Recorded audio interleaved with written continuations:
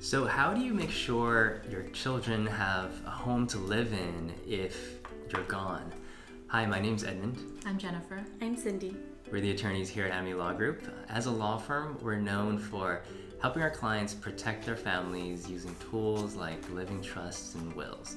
For today's topic, we wanted to share with you some of the options you have, both for minor children as well as for adult children, to make sure that your house that you own right now can be inherited by them, and to make sure that they use the house specifically to live in. You might have minor children, and obviously they don't have money of their own, and so they'll need a house to live in. You might have adult children who spend all their money, they have no assets, no savings.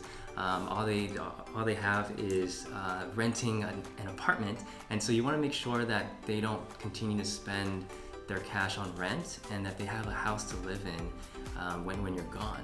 So let's start with adult children.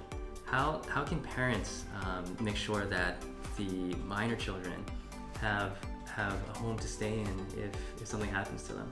Sure. So for adult children, you want to make sure that maybe you set certain restrictions in your living trust. So instead of just saying, hey, when I pass away, the house will go to my son. But instead just say, there's a condition that, my son will have a lifetime right to reside in this house, or a certain number of years to reside in this house. And then, basically restrict him from just outright selling the house, so he won't deplete, just the money assets at that time. So you can have those restrictions in place for your living trust to ensure that your adult child has a place to live in, for his life or for a number of years.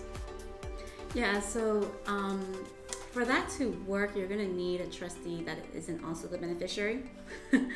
So to have a third person hold title to the house, and that third person would be able to follow your direction in your trust for the benefit of your adult child who doesn't have a home, and you want to make sure that they stay in the home and have a home.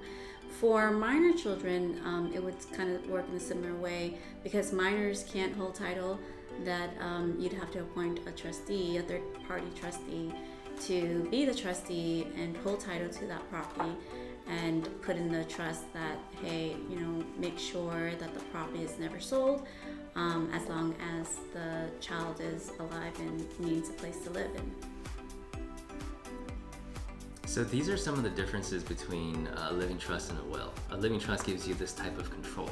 A will, on the other hand, might not give you this much control. And so when we work with clients, first of all, we understand their needs, what their family situation is like, and then we recommend these solutions to them to ensure that their wishes are carried out even when they're gone.